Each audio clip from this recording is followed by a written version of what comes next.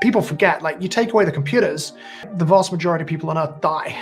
Computers are absolutely essential today to supporting human life. It doesn't make sense that we're going to be building with this kind of old school traditional IT that really evolved from the earliest days of computerization. It wasn't like, there was a clean piece of paper, what's the best way of devising a platform to build on? So for me, blockchain is that future platform. Internet Computer Project generally is more focused on what you can build than tokens. We have this vision of a kind of blockchain singularity where in the end, nearly all of our important information systems, whether that's enterprise systems or social media or game, will be built fully on blockchain. And they'll be tamper-proof, they won't need firewalls, they'll be unstoppable.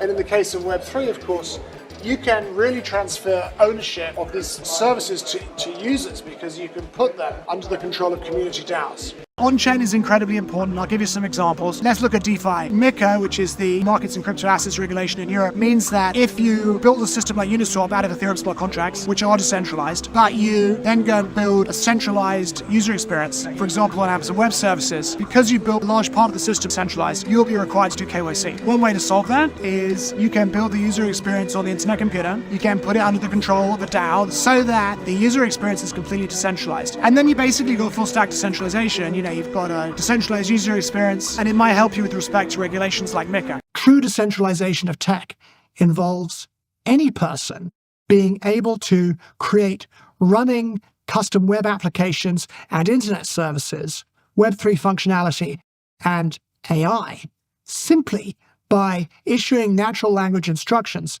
and then being able to update them in real time by issuing more natural language instructions. This is a new paradigm, and it's the future of tech.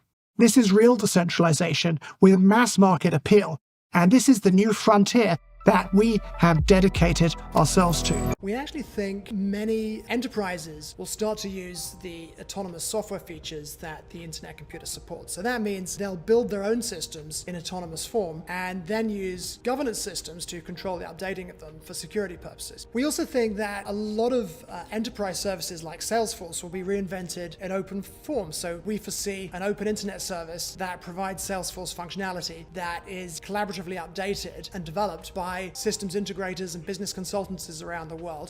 The tech is good, unbelievably good. And it's even integrating with Bitcoin, which we'll get to in a minute. So why is the tech so good and why do people love it? So first of all, in the world of crypto, the speed it takes to finish a transaction is called the time of finality. The time of finality for Bitcoin is, 30 minutes to watch a whole TV show. But ICP is the fastest of the bunch because it uses web speed. Take a second look at this chart. Nobody else in the world is running this fast, let alone creating 22.5 blocks per second. And if that didn't blow your mind, just know scalability, it's not a huge issue for ICP, regardless of volume, making it the first unbounded blockchain. It was all made possible by what is known as key chain technology. Now, this consists of several things, but first of all, it's made up of a non-interactive distributed key generation, which is very complex, and is the Infinity Foundation's first release of novel core cryptography. If you want to take a deep dive on that, we'll put a link down in the description. Another part of the chain key technology is the network nervous system, or NNS for short. That's a decentralized system of algorithms that govern the operation of the internet computer network. Now remember, ICP is the governance token of the project, and when people stake ICP, they become a neuron in the nervous system.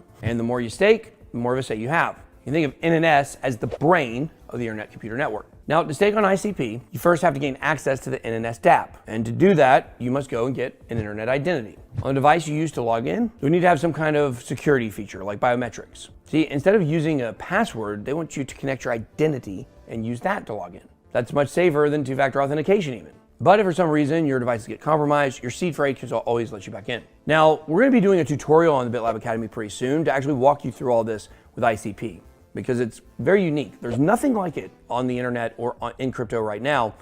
It's a standalone network. I think this gives it a good advantage. Now, the final element of the chain key technology is its threshold relay consensus mechanism. You think of it as an optimized version of proof of stake. Now, another place ICP outperforms a lot of other projects, if not all, is in the world of smart contracts. See, things on ICP don't need web servers. They don't need Amazon Web Services. They don't need firewalls or external databases or any other headache experienced by Web 2 developers. This is all made possible because of their canister smart contracts. These contracts These canisters are so advanced that back in September of 2021, they voted on integrating them with Bitcoin. So finally, Bitcoin can have DeFi and smart contracts. This is the key to doing that. And nothing is free. If you want to be successful, you have to pay the price. Nothing is easy. Easy means you have to think different. You have to do different. For example, early days in my company, when some ideas come to my desk, Jack, this is a great idea, and I look at everybody. Everybody say it is a good idea, I normally throw into the rubbish. Because everybody say it is good, then all the other people think of. If everybody say this is going to be very tough, I'm very interested in that tough question. And I pick up and say, how can we do in a different way? This is to be unique, to be different.